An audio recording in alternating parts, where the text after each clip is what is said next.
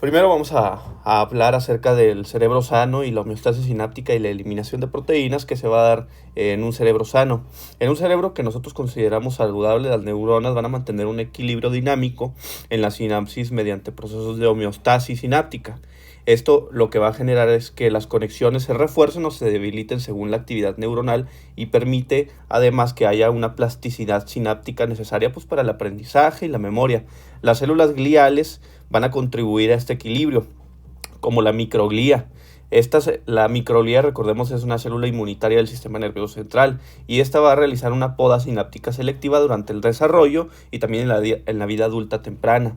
Esto va a contribuir a que se eliminen sinapsis débiles o excedentes para poder optimizar las redes neuronales y este proceso está mediado por señales del sistema del complemento y la apolipoproteína E.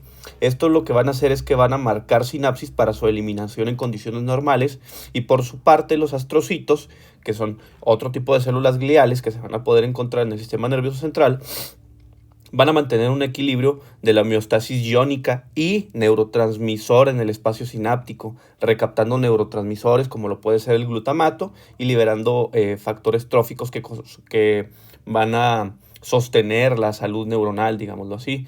Entonces vamos a ver que el control de la calidad proteica, ¿sí? O de las proteínas que se sinteticen en el soma neuronal va a ser esencial en las neuronas para poder prevenir la acumulación de dichas proteínas y sobre todo de las proteínas que estén dañadas o mal plegadas. Ahora, en un cerebro sano funcionan, digámoslo, eficientemente los sistemas de degradación de proteínas como por ejemplo el proteosoma, ¿sí? Que esta es una vía que se llama vía ubiquitina proteosoma. Y vamos a ver también que hay una cosa que se llama autofagia. La autofagia va a ser la degradación de componentes celulares en los lisosomas. Ahora, estos sistemas van a actuar de forma sinérgica para poder eliminar proteínas mal plegadas o agregados potencialmente tóxicos. Ahora, la autofagia en particular tiene un papel importante en las neuronas, ¿sí? Porque vamos a poder ver que ocurre localmente en sinapsis para regular la composición sináptica y consolidar la memoria. Además, vamos a ver también que, por ejemplo, este, vamos a poder observar que, por ejemplo, durante el sueño, ¿sí? Se ha observado que hay una mayor activación del sistema linfático, el cual, digámoslo de forma muy simple, es un sistema de limpieza cerebral que depende de la glía. Y esto vamos a ver también que se va a encargar de eliminar, por ejemplo, metabolitos que se hayan acumulado durante la vigilia. De ahí que, por ejemplo, también se diga que un factor predisponente para padecer Alzheimer es la privación crónica del sueño, y esto es por muchos años. Ahora, por ejemplo, también vamos a ver que el péptido beta amiloide va a ser un péptido que nosotros le llamamos que es un péptido soluble, o sea, es producido continuamente por la actividad neuronal normal. ¿Y esto qué es lo que va a suceder? Por ejemplo, durante el sueño, el péptido beta amiloide, ¿sí?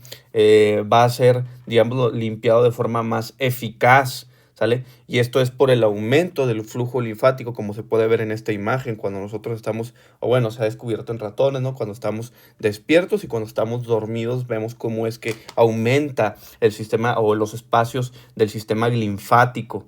Y esto lo que va a permitir es que el cerebro pueda mantener una homeostasis y prevenir la acumulación de residuos proteicos en condiciones fisiológicas. Ahora, la proteína precursora de amiloide en condiciones normales, vamos a ver que es una glicoproteína transmembrana abundante en las neuronas y que va a ser mucho más abundante sobre todo en los sitios de sinapsis. Normalmente el péptido o la proteína precursora de amiloide cumple funciones importantes en el cerebro, sobre todo en el desarrollo y en un cerebro adulto.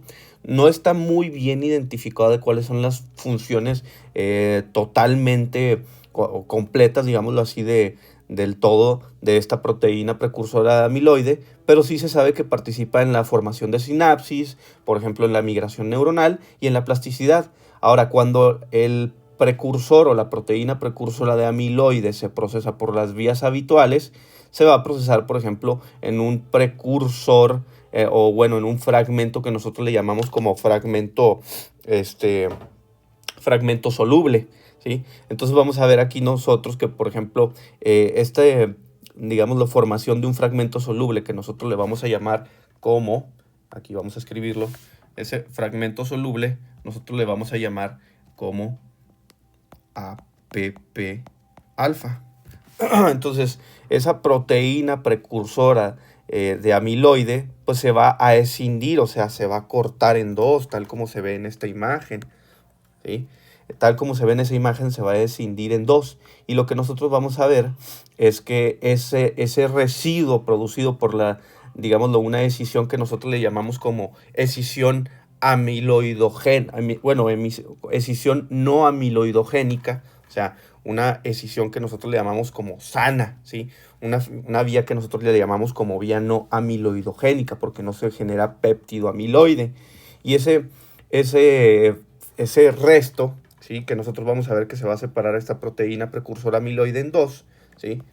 En dos restos, pues lo que nosotros vamos a ver, sobre todo en este resto de aquí, va a ser que, digámoslo, actúa como un ligando en ciertos receptores, como por ejemplo en algunos subtipos de receptores GABA, y esto lo que va a hacer es que va a modular la transmisión sináptica. Ahora, otros péptidos o otros fragmentos del precursor o la proteína precursora de amiloide también tienen funciones señalizadoras, como por ejemplo, pues lo sería el fragmento beta, ¿sale? El fragmento beta. Ahora, estos fragmentos vamos a ver nosotros que van a ser resultantes de cortes alternativos y que pueden unirse también a receptores celulares, y esto lo que va a hacer es que va a surgir o va a aumentar o regular la actividad sináptica. Entonces, por ejemplo, nosotros inclusive vamos a poder observar en algunos casos que el fragmento que nosotros le llamamos como un fragmento, digámoslo, intracelular, o sea, el que está aquí, ese fragmento intracelular de la proteína precursora amiloide que ya fue escindida, participa también sobre todo, por ejemplo, en la regulación de algunos genes y en la función, por ejemplo, de los endosomas y lisosomas de forma normal. Ahora, en condiciones normales, el metabolismo de la proteína precursora de amiloide aporta péptidos que contribuyen, digámoslo, a la salud de una comunicación neuronal normal y totalmente sana, sin formar depósitos patológicos. ¿Qué sucede? Que a esto nosotros le llamamos que es una vía una vía no amiloidogénica, ¿sí? Entonces vamos a ver que, por ejemplo, la proteína precursora de amiloide puede surgir de dos rutas de procesamiento. ¿Cuáles son esas rutas de procesamiento? Una vía no amiloidogénica y una vía que sí es amiloidogénica. Entonces vamos a ver que la vía amiloidogénica sí genera amiloide, sí genera un fragmento amiloide. Ahora, en la vía no amiloidogénica, la secretasa alfa, que es una enzima proteolítica, o sea, esta que está aquí, la proteasa alfa, lo que va a hacer es que, digámoslo, va a cortar a la proteína precursora de amiloide dentro de la región del péptido beta amiloide. Y esto lo que va a hacer es que impide la formación de fragmentos tóxicos o de péptidos tóxicos, tal como vemos aquí. Se desciende la proteína y tenemos dos proteínas restantes. Entonces, vamos a ver que en este corte, vamos a ver que se va a liberar un fragmento que nosotros le llamamos alfa, ¿sí? Y luego también vamos a ver que se va a generar un fragmento que este fragmento alfa va a ser extracelular y se va a generar otro fragmento que va a ser intracelular. Ese fragmento nosotros le llamamos un fragmento de membrana que tiene una configuración de C-terminal, que esto luego después va a ser escindido por la secretasa gamma, o sea, esta de aquí. Primero se esciende el precursor o la proteína precursora amiloide por la alfa secretasa. Una vez que se esciende en dos, lo que vamos a observar es que hay un fragmento extracelular y un fragmento intracelular. ¿Qué es lo que va a pasar? Con el fragmento intracelular se va a volver a escindir por la secretasa gamma, que es esta proteína que ustedes ven en color verde, que es esta de aquí. Entonces vamos a ver que se va a producir un pequeño péptido llamado P3, y es este justamente de aquí. Y un fragmento que es este de aquí, que se llama AICD. Y por lo tanto, aquí no se van a formar placas. En contraste, nosotros vamos a observar, por ejemplo, en la vía amiloidogénica, que sí es patogénica, primero va a actuar la secretasa beta. Bueno, primero vamos a ver que va a actuar una secretasa, pero va a ser una secretasa que nosotros le llamamos secretasa beta. No va a ser la secretasa alfa. ¿Y qué es lo que va a hacer la secretasa beta? Bueno, lo que va a hacer esta secretasa beta va a ser de nuevo generar una escisión, pero lo va a hacer en un sitio más externo. Si ustedes se fijan, vean nada más dónde se hizo el corte aquí y dónde se hizo el corte aquí, o sea, dónde se escindió esa proteína transmembrana. Y esto es lo que va, digámoslo bioquímicamente, se dice que es conocida o es en un sitio más externo o N-terminal. Y lo que va a hacer esta secretasa en comparación con la secretasa alfa. Lo que va a hacer esto es que va a liberar un fragmento soluble como péptido amiloide, o bueno, lo que va a generar es esto, ¿no? Un fragmento beta. Y esto lo que va a hacer es que en la membrana haya un fragmento carboxilo terminal más largo, o sea, este que está aquí, ¿sí? Ese fragmento carboxilo terminal que va a ser más largo, también se le puede llamar como este de aquí, carboxilo terminal beta. O también en algunas literaturas lo conocen como C99. ¿Y qué es lo que vamos a ver? Bueno, una vez que este complejo enzimático de secretasa alfa, que también va a incluir a unas cosas que se llaman presilinas, entre otras proteínas, se esciende este fragmento C99 dentro de la membrana, o sea, se hace el mismo proceso que en la vía no amiloidogénica, pero digamos lo que la varilla o la proteína es un poco más larga. Entonces lo que va a suceder aquí es que pues básicamente ese fragmento va a producir péptidos beta amiloide de diferentes longitudes, o sea, se va a producir un fragmento beta amiloide, ¿sí? A diferencia del fragmento P3. Igualmente se va a generar este fragmento intracelular, pero lo que nos importa a nosotros es el fragmento beta amiloide que se va a generar. Ahora, vamos a ver que el beta amiloide tiene varias longitudes. Vamos a ver también nosotros que básicamente el beta amiloide, o bueno, los péptidos principales resultantes son el beta amiloide, ¿sí? Que es un beta amiloide que se conoce como beta amiloide 40. ¿Por qué? Porque tiene 40 aminoácidos, y un beta amiloide que es un beta amiloide 42. O sea, hay uno que es, digámoslo, AB, o sea, beta amiloide, ¿sí? AB42. O sea, hay dos formas. Vamos a ver nosotros que en condiciones normales el beta amiloide 42, o sea, de 42 aminoácidos, se produce en menor proporción que el beta amiloide 40, o sea, de 40 aminoácidos. Pero vamos a ver nosotros que el beta amiloide 42 es más hidrofóbico y tiene una marcada tendencia a ¿sí? Agregarse, o sea, unirse con otros beta amiloides. Y eso lo que va a generar es que, digámoslo, tenga una tendencia más aumentada de generar placas de beta amiloide. Y lo que vamos a ver es que en el cerebro sano las cantidades de beta amiloide se mantienen bajas gracias, digámoslo, a una eliminación por parte de proteasas, ¿sí? Por parte de proteasas, también por el sistema linfático, ¿sí? Por parte del sistema linfático y por parte de las proteasas. Y esto lo que va a hacer es que va a evitar la acumulación del beta amiloide 42, por ejemplo, del beta amiloide 40. Ahora, cabe destacar también que el precursor o la proteína precursora de beta amiloide está especialmente enriquecida en terminaciones sinápticas, por lo que la producción de beta amiloide ocurre en gran medida en este entorno. De hecho, por ejemplo, la actividad sináptica normal regula la liberación de beta amiloide. Cuando las neuronas están activas, se incrementa transitoriamente la generación y secreción de beta amiloide al espacio extracelular, mientras que durante el sueño, por ejemplo, cuando hay menor actividad, disminuye su producción y aumenta su eliminación, tal como habíamos visto en estas imágenes pasadas. Ahora, es de suma, digámoslo, vamos a ver también que los péptidos beta amiloides, ¿sí? vamos a poder observar que en Alzheimer el equilibrio del procesamiento de la proteína precursora de beta amiloide o precursora de amiloide se rompe en favor de la vía amiloidogénica. O sea, normalmente también puede haber vía no amiloidogénica en un cerebro sano. Y esto lo que va a hacer es que lo que va a provocar es un aumento en la producción de péptidos beta amiloide, específicamente en estos, ¿sí? Estos de aquí, péptidos beta amiloide. Ahora, vamos a poder observar nosotros que una vez secretados esos péptidos beta amiloide al espacio extracelular, se van a, digámoslo, a liberar, ¿sí?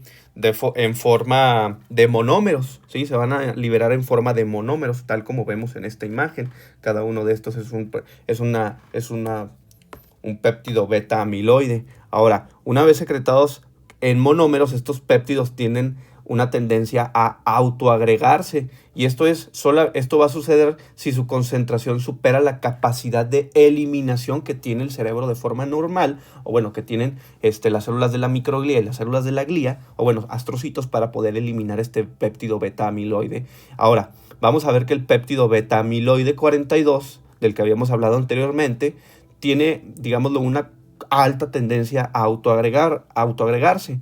Entonces, de forma inicial, varios péptidos de beta amiloide se van a unir para formar, ¿sí?, estos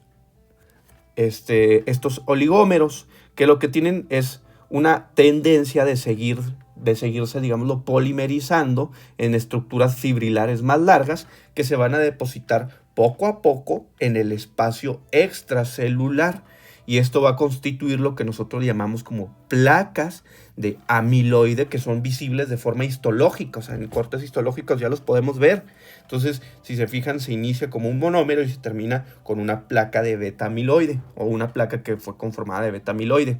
Ahora, vamos a ver nosotros que la toxicidad sináptica de los oligómeros de beta amiloide, vamos a ver que los oligómeros de beta amiloide son actualmente considerados las especies más tóxicas para las neuronas, incluso más que las placas maduras. O sea, los oligómeros, estos de aquí, son los más tóxicos. Incluso en esta imagen está muy bien esquematizado todo esto, porque vamos a ver nosotros que aquí podemos ver la toxicidad, y aquí podemos ver, digámoslo, el tamaño de la estructura, si está conformada por placas o está en oligómeros.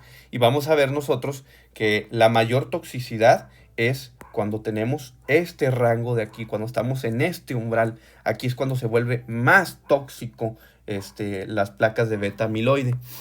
¿Y esto qué tiene de especial? Bueno, pues que estos oligómeros van a interferir con la función sináptica de distintas formas. Pueden insertarse en la membrana neuronal y unirse, por ejemplo, a receptores específicos de la superficie de una neurona, y esto va a perturbar la señalización normal. O, por ejemplo, también se ha demostrado que los oligómeros de beta amiloide van a interactuar aberrantemente con receptores excitadores como el receptor NMDA, que si recordamos NMDA significaba N-metil de aspartato, y también con el receptor metabolotrópico de glutamato, por ejemplo, tipo 5, lo que va a provocar, por ejemplo, una disregulación del calcio intracelular y va a contribuir a la excitotoxicidad neuronal. Ahora, también pueden unirse a los receptores nicotínicos de acetilcolina alfa 7 y a receptores de insulina. Y esto lo que va a provocar es que se bloqueen las vías de señalización normal.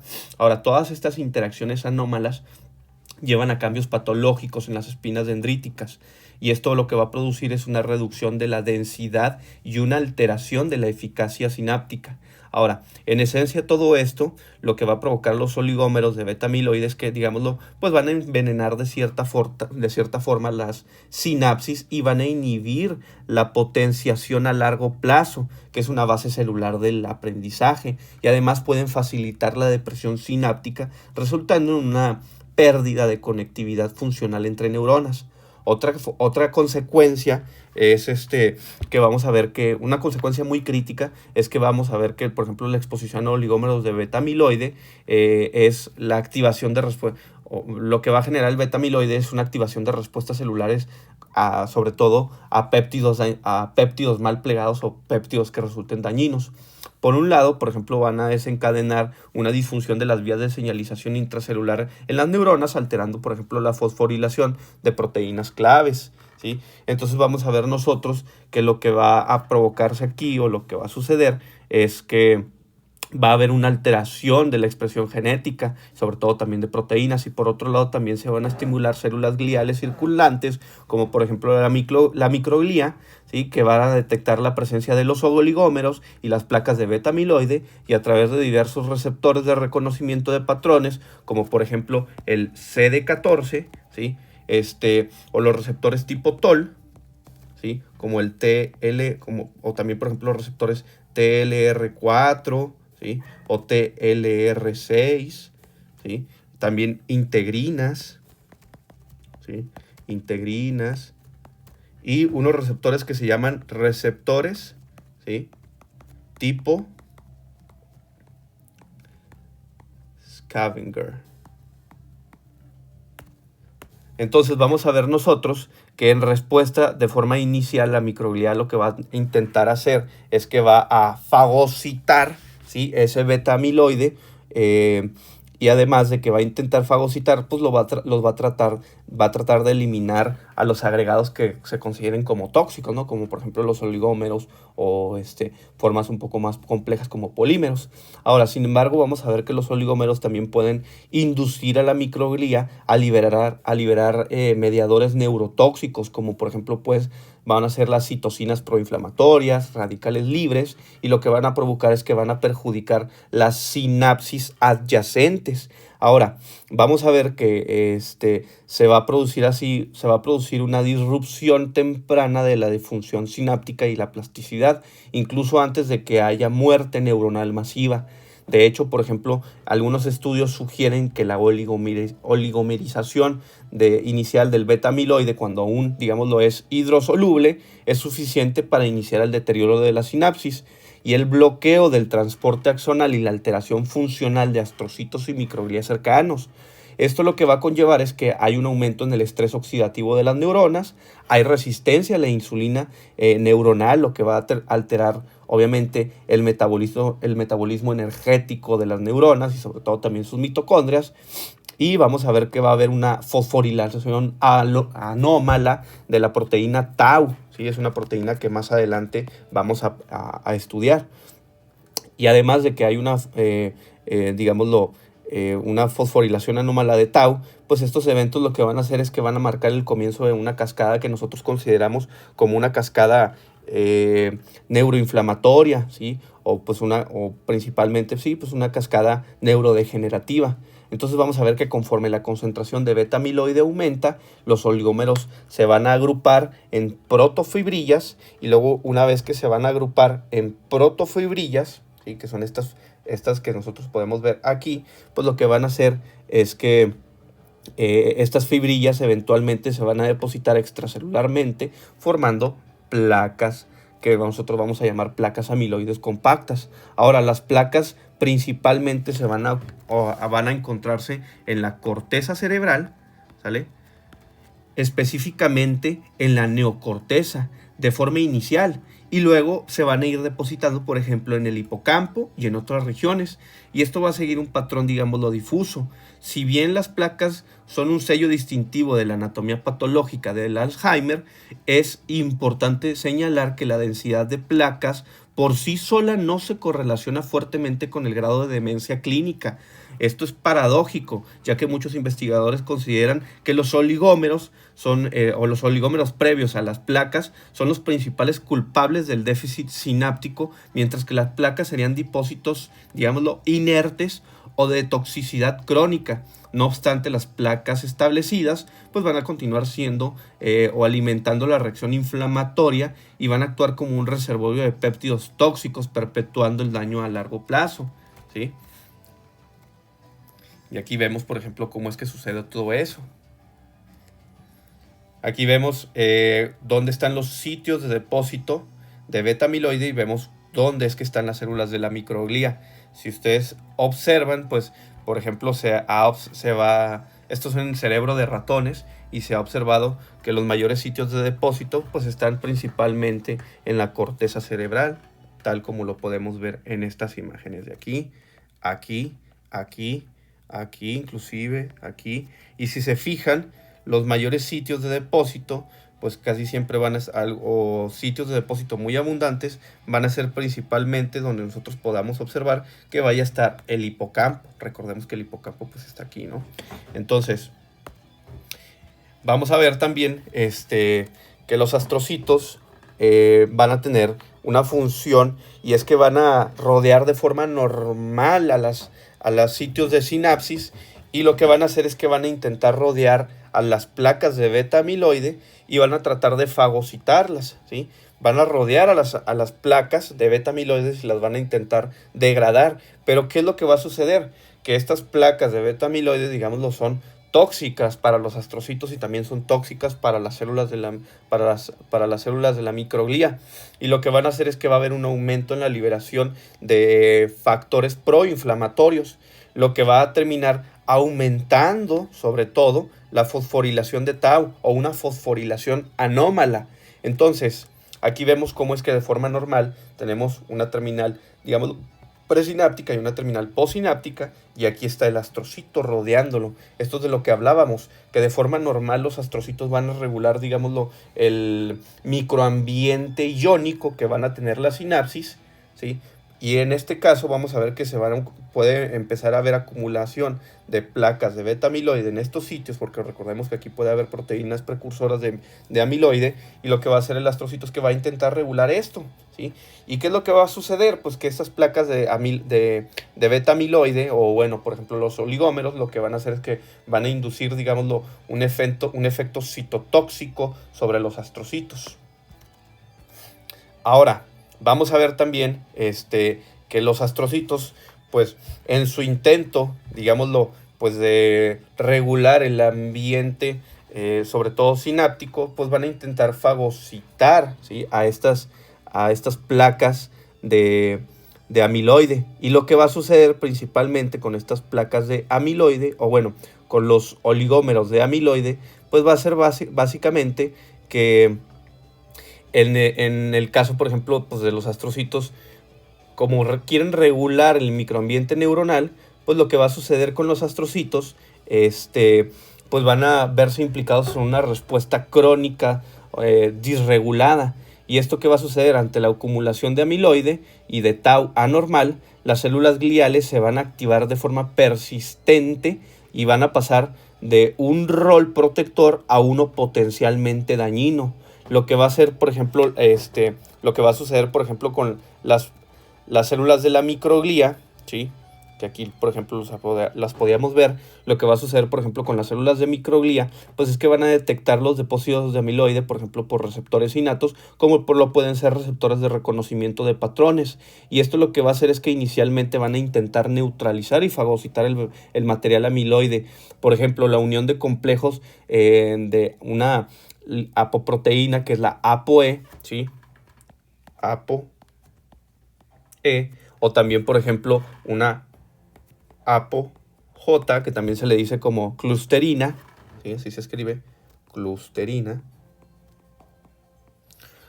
Lo que va a hacer es este depósito constante junto con la unión de la ApoE junto con el beta amiloide es reconocido, por ejemplo, por un receptor que es el receptor TREM2 de la célula de la microglía, lo que estimula la ingestión de la placa amiloide, o bueno, de la placa por la célula microglial. Y aquí vamos a ver que esta ingestión, o bueno, este aumento de la fagocitosis de la placa amiloide, pues no obstante, vamos a ver que, por ejemplo, cuando la carga de beta amiloide es muy elevada y mantenida, pues lo que va a suceder es que esto es descrito a menudo como una polimerización de fenotipo M1. Y este fenotipo M1, que recordemos que pues las células de la microglía son prácticamente macrófagos, digámoslo así, pues van a tener un fenotipo M1 que, recordémoslo, el fenotipo M1 de los macrófagos, pues era, digámoslo, proinflamatorio. Entonces, en este estado, la célula de la microglía lo que va a hacer es que va a liberar grandes cantidades de citocinas proinflamatorias, como por ejemplo lo puede ser el factor de necrosis tumoral alfa, ¿sí? Interleucina 1, interleucina 1 beta, que también pues, se escribe de esta forma, ¿no? Y estas citocinas, junto como por ejemplo con la interleucina 6 y el interferón gamma, van a crear un ambiente inflamatorio crónico que va a dañar a las neuronas circulantes y pues obviamente a su sinapsis. Ahora, la célula de la microglía activada también produce especies reactivas de oxígeno y óxido nítrico.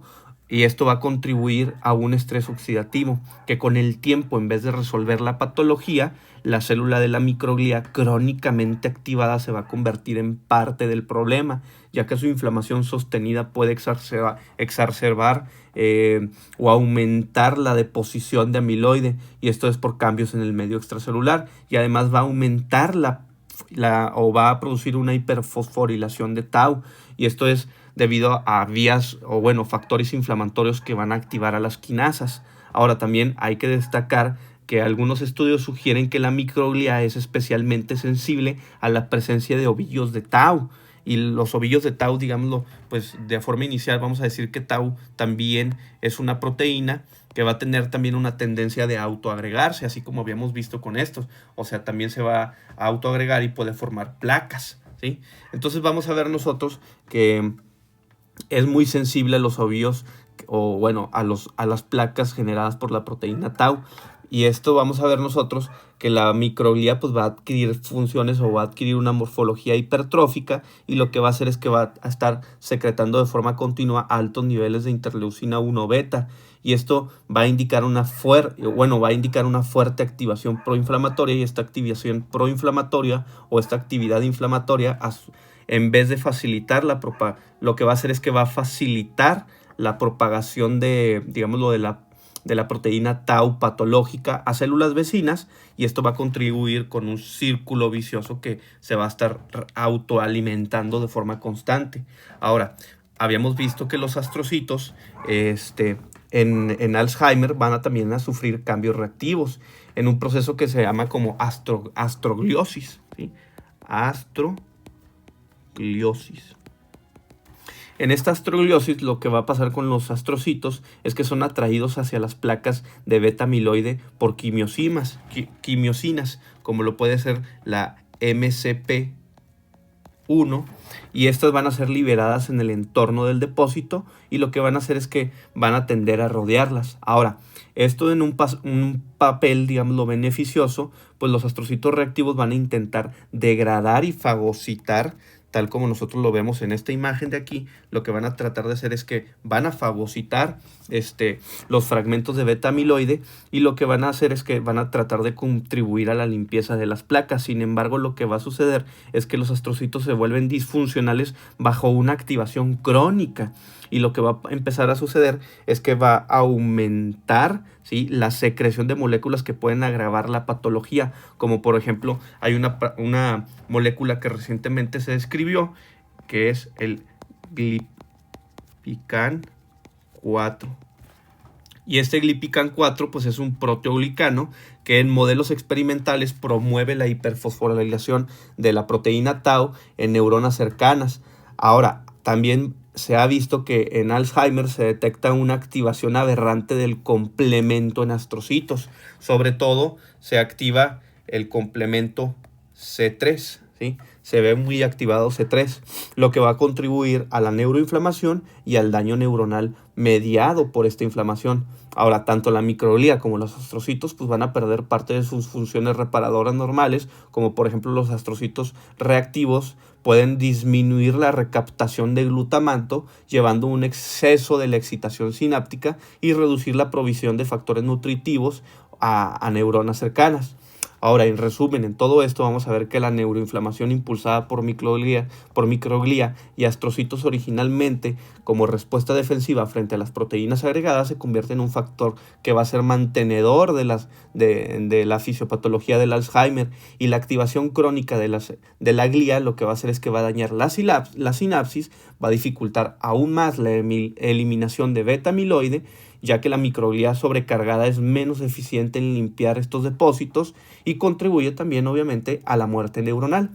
Por ello se considera que la inflamación sostenida en el sistema nervioso central es un componente crítico que en la fisiopatología del Alzheimer, junto con la acumulación de amiloide y de tau.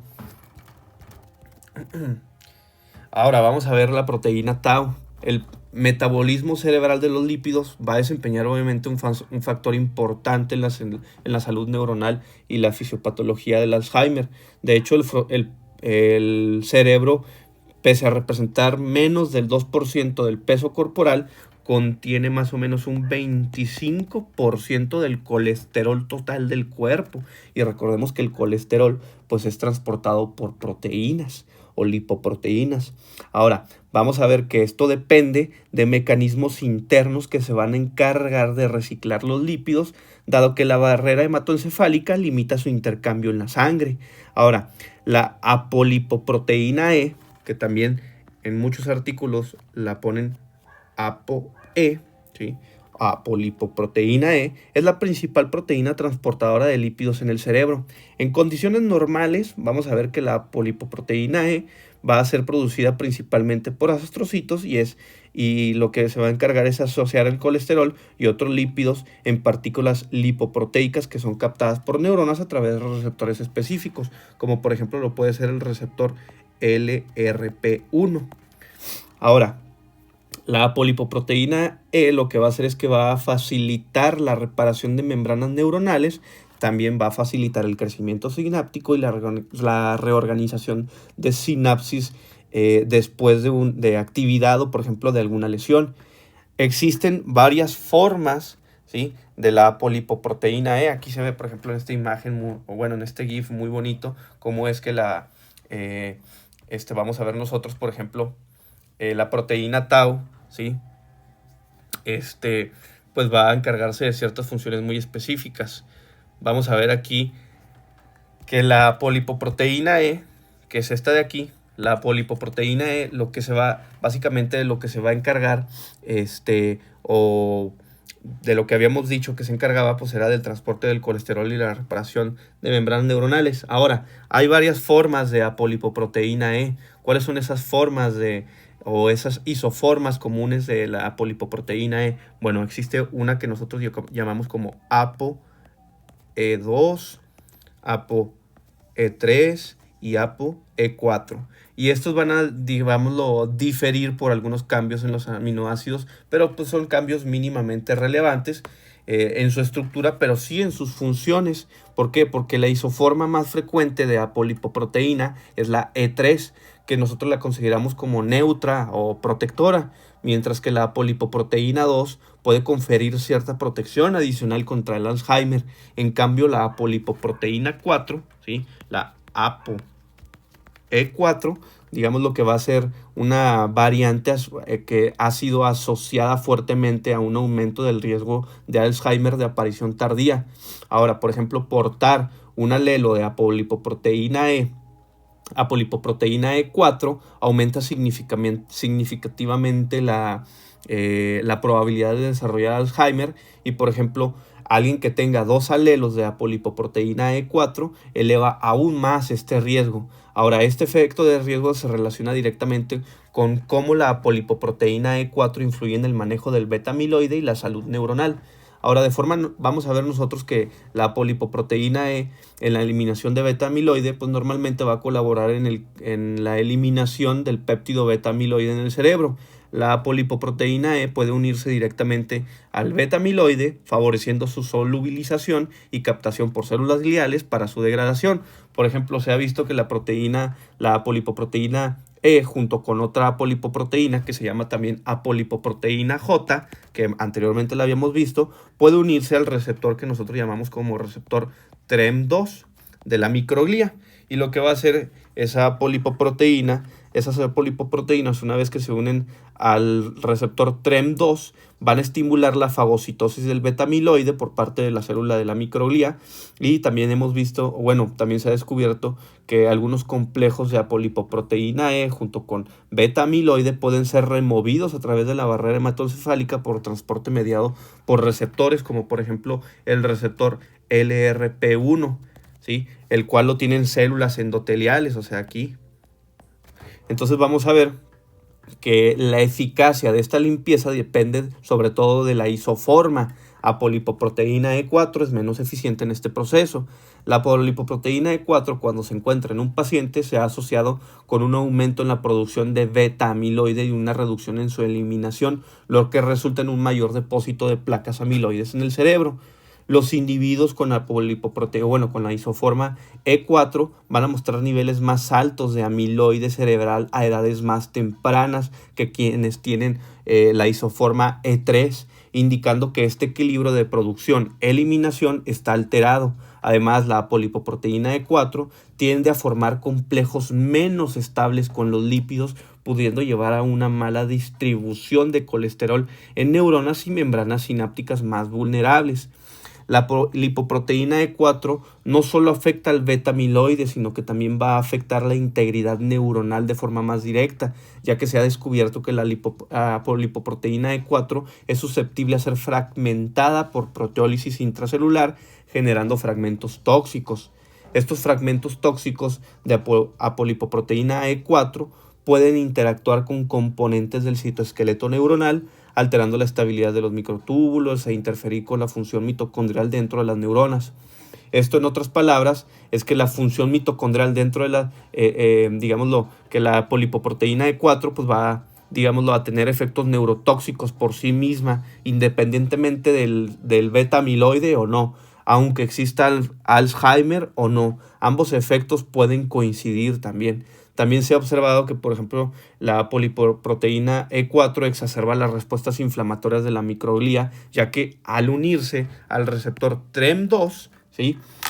Y a otros receptores, pues va a desencadenar una activación más pronunciada de la microglía, y esto ya habíamos visto que aumenta la secreción de interleucina 1, interleucina 6, factor de necrosis tumoral alfa, y esto obviamente va a desencadenar en un mayor daño neuronal. Todo esto contrasta perfectamente con la apolipoproteína E3, que es más eficaz en apoyar la reparación neuronal y menos propensa a inducir inflamación.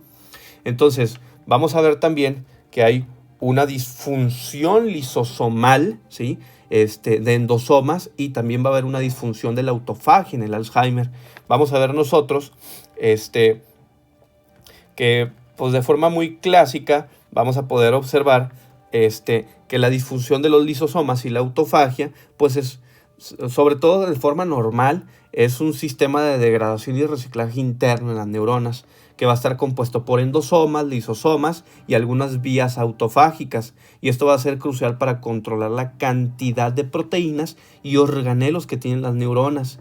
En Alzheimer se ha visto evidencia de que hay una disrupción temprana y persistente del sistema endosoma-lisosoma.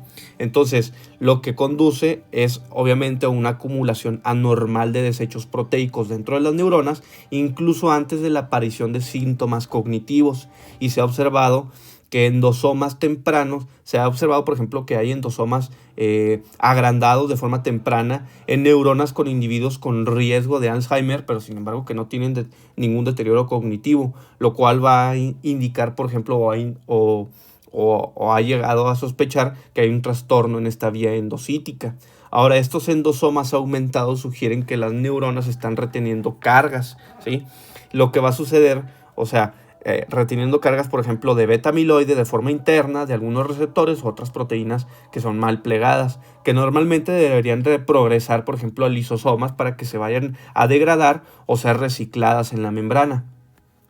Un endosoma, digámoslo, disfuncional, lo que va a provocar es que resulta en una menor degradación de beta-amiloide fagocitado o también internalizado, y también puede secuestrar algunos receptores esenciales, como por ejemplo los neurotransmisores o factores tróficos, afectando obviamente la señalización intra y extracelular. Ahora, también se ha observado que los lisosomas, ¿sí? Que obviamente son los organelos encargados de degradar biomoléculas con enzimas ácidas, pues no van a cumplir eficazmente su función, y lo que va a suceder con ellos es que se van, digámoslo, va a haber un bloqueo o se van a acumular grandes cantidades de autofagosomas y cuerpos multivesiculares en las neuronas, indicando que, por ejemplo, hay un bloqueo en la fase final de la autofagia, o sea, el punto en el que el autofagosoma se fusiona con el lisosoma, y esto obviamente es en la degradación lisosomal. Y estos productos, digámoslo, incompletamente digeridos, por ejemplo, incluyendo algunos fragmentos de la membrana celular o neuronal, y proteínas como el beta amiloide y tau, van a poder almacenarse en estas vesículas, digámoslo, anómalas. Y esta disfunción lisosomal puede deberse en parte a mutaciones genéticas, por ejemplo, asociadas, como por ejemplo lo puede ser una mutación en la presilina, ¿sí? La presinilina 1, y esto lo que va a hacer es que va a afectar, digámoslo, la acidez del lisosoma, o bueno, la acidez en el interior del lisosoma y el tráfico vesicular. Pero también vamos a ver que, por ejemplo, ocurre también en el Alzheimer, digámoslo, esporádico, debido a que pues, puede haber un aumento del estrés celular de forma crónica. Ahora, un efecto nocivo adicional es que en el Alzheimer los lisosomas de neuronas y microglia pues tienden a sufrir de una permeabilización de su membrana, lo que va a provocar una liberación de enzimas hidrolíticas como las catepsinas, y esto se libera al citosol. Obviamente esto es muy dañino, y por ejemplo de forma normal pues el proceso, por ejemplo, de apoptosis pues básicamente va a hacer que se liberan, por ejemplo, algunas proteínas o algunas enzimas proteolíticas de los lisosomas, y estas neuronas que van a ser degradativas, pues que van a estar fuera de control, van a activar vías de apoptosis en la neurona, e incluso van a amplificar la respuesta inflamatoria al activar, por ejemplo, los inflamosomas, como puede ser el inflamosoma NLRP3, ¿sí? NLRP3 en la microglía. Y esto obviamente lo que va a hacer es que el mal funcionamiento lisosomal obviamente no solamente va a impedir la correcta eliminación de beta amiloide y de tau, sino que también genera daño colateral por la liberación de enzimas y señalización inflamatoria.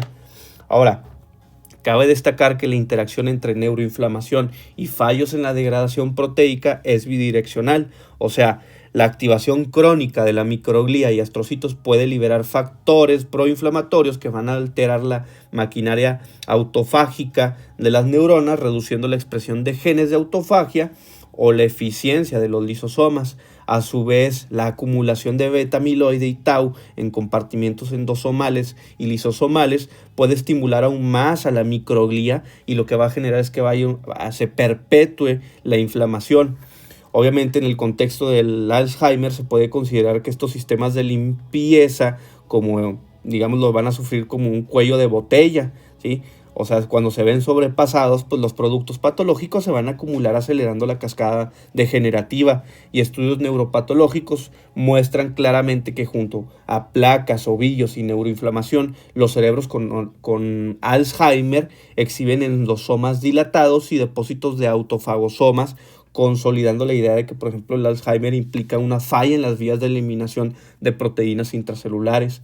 Por lo tanto, la autofagia, que normalmente es, digamos, lo neuroprotectora, al remover algunos péptidos autoagregados, pues se va a encontrar insuficiente o va a estar bloqueada totalmente, y lo que va a hacer es que va a permitir la persistencia de toxinas tóxicas. Entonces vamos a ver que los depósitos de amiloide, ¿sí? Vamos a ver que los depósitos de amiloide, como por ejemplo aquí, en esta imagen, como por ejemplo los depósitos de amiloide, pues lo que va a suceder es que la acumulación de placas amiloide en el espacio extracelular pues no va a pasar inadvertida para el sistema inmunitario del cerebro, tal como vemos en esta imagen, como es que después de ciertos meses pues hay un avance en el número del número de células microgliales y también de beta amiloide. Entonces, estas placas lo que van a hacer es que van a actuar como focos que desencadenan una robusta respuesta inflamatoria. Por ejemplo, en la microglía pues detecta oligómeros y placas de beta amiloide mediante receptores, como por ejemplo pueden ser los receptores DAMPs, ¿sí? los de daño, los receptores de daño. Entonces vamos a ver que estos receptores pues están especializados en reconocer patrones moleculares asociados a patógenos o daños, ¿sí? Como los DAMs o los PAMPs, ¿sí? PAMPs. Ahora, vamos a ver que la activación microglial inicial tiene un depósito, o bueno, tiene como un propósito protector, ¿no? ¿Cuál es ese propósito? Liberar enzimas y radicales para degradar la placa y secretar citocinas que lo que hagan es que atraigan más células, digamos, limpiadoras o más células de la microglía. Sin embargo, por ejemplo, en Alzheimer, pues este estímulo persiste de forma crónica ya que las placas no pueden eliminarse por completo. Y esto obviamente con la exposición continuada al beta amiloide, pues la microglía va a cambiar de un perfil, digámoslo, proinflamatorio, va a cambiar a un perfil proinflamatorio sostenido, secretando interleucina 1 beta y factor de necrosis tumoral alfa en grandes cantidades. Y estas proteínas proinflamatorias, si bien inicialmente pueden ayudar a reclutar a más microglía y astrocitos hacia la placa, pues en el largo plazo lo que van a terminar generando pues va a ser, digámoslo, una inflamación crónica que lo que va a hacer es reducir la capacidad fagocítica de la microglía. Digamos lo que se van a cansar las células de la microglía y se van a volver disfuncionales, creando obviamente un círculo vicioso donde el amiloide va a promover la inflamación y la inflamación va a impedir la eliminación del amiloide. Ahora, un componente clave en la cascada inflamatoria es el inflamosoma NLRP3 que habíamos hablado anteriormente. Ese inflamosoma está en las células de la microglía. Se ha observado que, por ejemplo, los péptidos de beta amiloide pueden activar directamente este inflamosoma en las células de la microglía, probablemente tras ser, digámoslo, internalizados y obviamente al causar daño lisosomal. Ahora, el inflamosoma, pues normalmente es digámoslo, va a ser un complejo proteico citosólico que a su vez, o bueno, que una vez que esté activado, produce la maduración de la prointerleucina 1 beta a su forma activa, o sea, la interleucina 1 beta. Y esta interleucina 1 beta lo que va a hacer es que, digámoslo, se va a liberar de forma masiva y obviamente lo que va a hacer es que es una citocina que potencia aún más la activación glial y que puede ser tóxica para las neuronas. Ahora, también las placas amiloides inician una señal que culmina en la producción de mediadores inflamatorios potentes equiparables a, por ejemplo, a los de una inflamación crónica en el cerebro.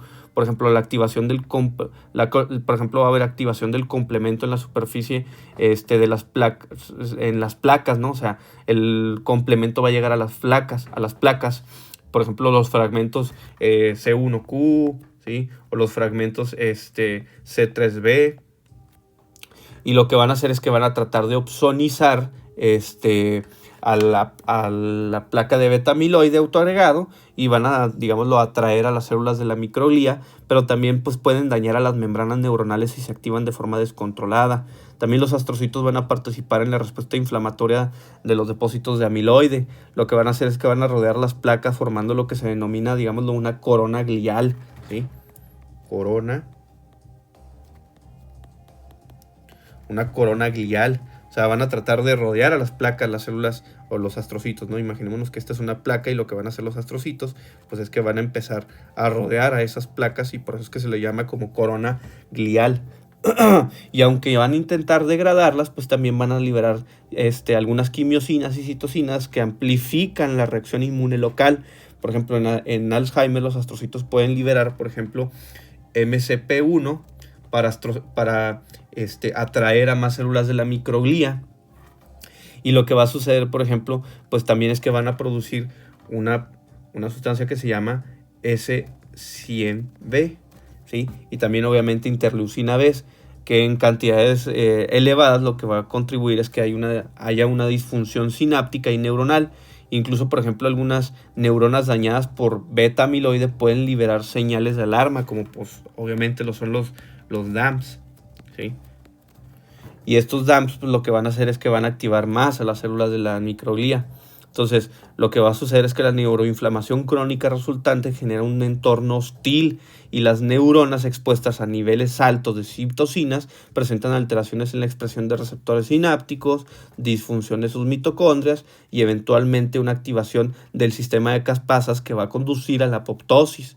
Además, la inflamación sostenida puede comprometer también a la barrera hematoencefálica, y esto obviamente lo que va a producir es que haya una infiltración de células inmunitarias periféricas, o sea, que aumente, por ejemplo, la diapedesis y haya un aumento en la cantidad de linfocitos y monocitos que normalmente no deberían de haber en el cerebro. Y esto obviamente lo que va a hacer es que va a agravar el daño, ya que las células inmunes periféricas van a liberar más mediadores inflamatorios, y obviamente se va a seguir alimentando este círculo vicioso de inflamación, ¿no? También hay evidencia, por ejemplo, de que la inflamación sistémica, como puede ser la obesidad, la diabetes o infecciones crónicas, pueden alimentar la neuroinflamación al debilitar la barrera hematoencefálica y estimular a las microglías a un estado proinflamatorio. Incluso también se ha propuesto, por ejemplo, la alteración de la microbiota intestinal en la fisiopatología del Alzheimer como un factor predisponente. Ahora también vamos a ver, por ejemplo, que hay un impacto aquí, aquí va a haber un impacto muy grande, sobre todo en la conectividad neuronal, y va a haber una disfunción de las redes cerebrales. ¿Por qué? Porque la consecuencia final de los procesos anteriormente descritos, pues va a ser una desconexión progresiva de los circuitos neuronales del cerebro. Y dado que en el Alzheimer va a haber una afectación principalmente a neuronas de la corteza cerebral asociativa y del hipocampo, pues las redes neuronales, por ejemplo, de la memoria y de la cognición se van a ver comprometidas. Y esto a nivel microscópico pues se va a observar como una pérdida de sinapsis, que también se va a llamar como sinaptopatía. Y esto es uno de los, digamos, mejores correlatos que se pueden hacer con el deterioro cognitivo, ¿sí? Conforme los oligómeros de beta amiloide y los agregados de tau van a ir destruyendo la sinapsis, pues las neuronas se van a ir aislando unas de otras, impidiendo la comunicación normal entre distintas regiones cerebrales. Y las neuronas moribundas y las sinapsis eliminadas conducen a una disminución de la conectividad funcional, detectada incluso en etapas del deterioro cognitivo leve. Entonces, en Alzheimer hay una predilección por afectar ciertas redes neuronales antes que otras. Por ejemplo, algunos estudios de neuroimagen funcional y conectividad han destacado que las áreas iniciales de depósito del beta amiloide corresponden a los llamados nodos de la red neuronal por defecto, ¿sí? Que en inglés se escribe con las siglas de DMN, que es Default Mode Network. Entonces, este DMN o Default Mode Network en conjunto es, digamos, un conjunto de regiones cerebrales que obviamente va a incluir, por ejemplo, la corteza cingulada posterior, a la corteza prefrontal medial y a las áreas parietales inferiores, entre otras, pues van a estar activadas en reposo durante la evocación interna de recuerdos. ¿Qué sucede? Que en el Alzheimer preclínico estas zonas, particularmente por ejemplo el cíngulo posterior y la corteza precúnea, van a mostrar una acumulación difusa de beta amiloide, y esto pues se cree que la fuerte interconectividad de estas regiones las hace vulnerables, ya que la actividad sináptica elevada podría facilitar la producción y agregación de beta amiloide a medida que el amiloide pues se va a ir depositando en las DMN, o sea, en las Default Mode Networks. Se va a observar disrupciones en la conectividad funcional de esta red en pruebas, por ejemplo, en resonancia magnética, o incluso, por ejemplo, en síntomas que resulten evidentes. Y esto sugiere, por ejemplo, que la presencia de beta amiloide digámoslo, en estos nodos o hubs, pues va a causar una caída en la eficiencia de la comunicación de estas redes que pues hay por defecto. Entonces la propagación también, por ejemplo, se ha observado que hay una cosa que habíamos hablado anteriormente, que era la proteína tau. También va a haber, digámoslo, una tauopatía, ¿sí? Tal como vemos en esta imagen. Pero bueno, vamos a hablar primero pues de la proteína tau como tal, ¿no? ¿Qué tiene de normal la proteína tau? Bueno, la proteína tau es una proteína que se va a encargar de estabilizar a los microtúbulos, y sobre todo pues también, digámoslo, va a estar muy activa sobre todo en la generación, por ejemplo, de espinas dendríticas, dendritas, y sobre todo también, por ejemplo, en el mantenimiento del citoesqueleto y de los microtúbulos neuronales, y sobre todo de los axones. Entonces, ¿qué es lo que va a pasar? Pues que, por ejemplo, pues se ha observado que, por ejemplo, La proteína tau tiene 6 isoformas.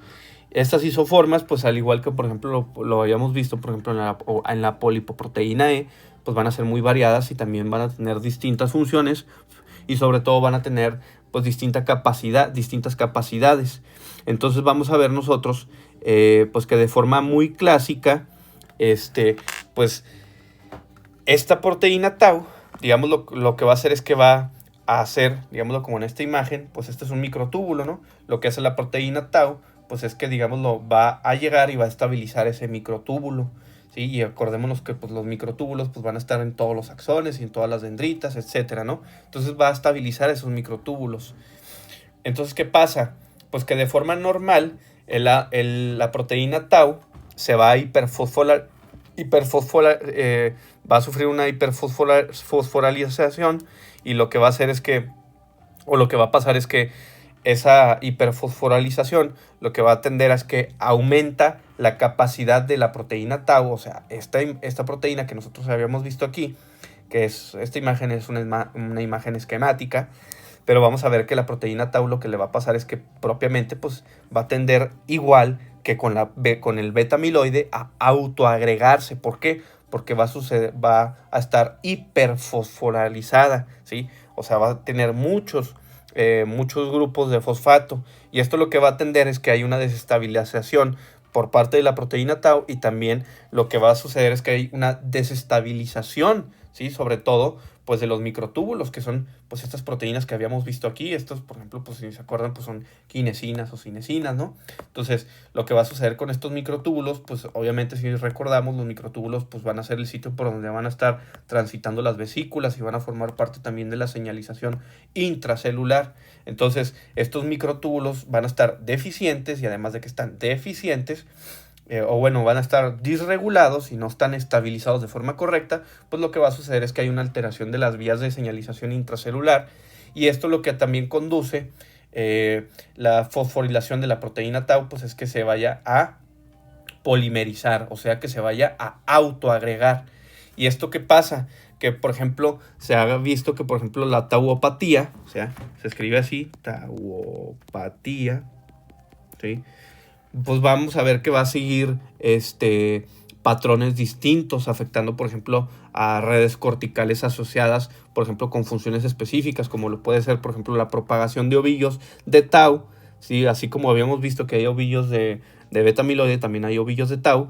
Por ejemplo, la propagación de estos ovillos desde el lóbulo temporal medial hacia regiones límbicas y neocorticales superiores, pues puede estar guiada por la conectividad sináptica que existe en esas áreas. Entonces, ¿qué va a pasar? Pues que las neuronas conectadas tienden a transmitir la patología tau la una a la otra, o sea, como lo podemos ver en esta imagen de aquí, o sea, se empiezan a generar, por ejemplo, estas placas de tau, ¿sí? O estas proteínas tau que están autoagregadas y lo que van a suceder es que se van a ir, digámoslo, expandiendo o se van a ir, digámoslo, se van a ir, digámoslo, conduciendo por las redes neuronales establecidas. Entonces, por ejemplo, en el Alzheimer típicamente, pues se va a ver que, por ejemplo, tras el hipocampo, la tauopatía lo que va a hacer es que va a invadir la corteza posterior asociativa, que va a ser obviamente en el parietal y en el temporal lateral, y luego después va a suceder una expansión hacia la corteza frontal, y esto lo que va a hacer es que va a alterar las redes responsables de la memoria episódica y la orientación visoespacial. Por eso es que algunos pacientes, por ejemplo, que en estados muy avanzados ya no pueden reconocerse al espejo, ¿sí? Entonces vamos a ver que en algunas variantes atípicas de Alzheimer, como por ejemplo la fase progresiva logopénica, pues lo que va a suceder es que el tau y el amiloide se concentran en redes de lenguaje, que esto es atípico. Ahora, en general, las redes funcionales del cerebro, por ejemplo, pues son pues, conjuntos de regiones interconectadas que van a soportar una función cognitiva, van a mostrar una desconexión y una reducción de actividad sincronizada conforme avanza la patología. Y algunos estudios han observado que en demencias, por ejemplo, demencias tipo Alzheimer, existen alteraciones en redes más allá de las redes que habíamos hablado hace tiempo, que eran las Default Mode Networks. Entonces, pues vamos a ver que aquí lo que va a suceder es que se incluye, por ejemplo, la red frontoparietal, que obviamente que tiene mucho que ver con las funciones ejecutivas o algunas redes de lenguaje, y esto va a depender, por ejemplo, pues de los síntomas predominantes. Entonces, vamos a ver que la expansión de la proteína tau, ¿sí? La expansión de la proteína tau, o digámoslo, pues que inicie en este sitio, por ejemplo, en el hipocampo, y luego empiece a aumentar su concentración en otros sitios, pues va a surgir, digámoslo, un mecanismo priónico, que recordemos, pues un prión es una proteína mal plegada, y que era la proteína tau, pues era una proteína mal plegada, ¿no? Entonces, pues esto es, digámoslo, la causa de por qué la proteína tau en algunos especímenes cerebrales que pues no se sabía que tenían Alzheimer, se observa, por ejemplo, pues que inicialmente inicia en se da comienzo en el hipocampo, ¿no? O en la corteza temporal, y esto pues obviamente va a conducir a una desconexión progresiva de las redes neuronales, ¿sí? Tal como vemos aquí en esta imagen, pues si recordamos, bueno, yo digo que el hipocampo parece un chocorrol, pero esta es un correlato muy mexicano y sobre todo muy moderno, porque obviamente el hipocampo pues es caballito de mar, ¿no? Entonces vemos aquí, por ejemplo, cómo es que se van a ver los sitios de inicio y cómo es que se van a ir afectando distintas áreas del cerebro, distintas cortezas. Ahora, obviamente también pues es lo que habíamos hablado anteriormente, o sea, el aumento de la fosforilación de tau lo que va a conducir es que hay una disregulación, por ejemplo, en la generación de dendritas o en el mantenimiento de algunas dendritas que ya estaban previamente existentes en las redes neuronales, y esto lo que va a terminar generando pues es una pérdida de la cantidad de dendritas, y esto obviamente pues también no solamente disminuye los números de conexiones, sino que también va a disminuir la cantidad de neurotransmisores, ya que recordemos que muchos neurotransmisores son sintetizados en el soma neuronal y posteriormente son transportados vía señalización intracelular por los microtúbulos, y estos microtúbulos, digámoslo, ya están aberrantes. O sea, por ejemplo, pudieran tener, digámoslo, una disposición de esta forma, de forma normal, y en un paciente o en una neurona o en un axón con Alzheimer, y sobre todo que tiene hiperfosforilación de tau y que tienen a autoagregarse, pues los microtúbulos, digamos, lo que ya no van a tener una orientación específica, sino que van a estar orientados de forma aberrante, y esto termina conduciendo pues obviamente a una muy mala señalización intracelular y a un mal transporte de vesículas. Ahora, este efecto pues va a tener un efecto directo sobre las redes neuronales, y obviamente pues esta disminución en la capacidad de las neuronas de generar nuevas conexiones y de mantenerlas ya existentes pues va a generar los síntomas típicos del Alzheimer, ¿sí? Sobre todo, por ejemplo, pues se ha observado la pérdida de memoria, el deterioro del lenguaje, la desorientación, la incapacidad, por ejemplo, pues de poder, por ejemplo, generar o de poder generar conexiones nuevas, sobre todo de la memoria autobiográfica, pues ya que eso lo que va a pasar es que pues básicamente se va a desconectar la fuente de recuerdo de los sitios de proyección cortical, y esto va a resultar en una amnesia. Por eso los pacientes ya no recuerdan muchas cosas acerca de su memoria autobiográfica, y también de diversos síntomas de la enfermedad de Alzheimer.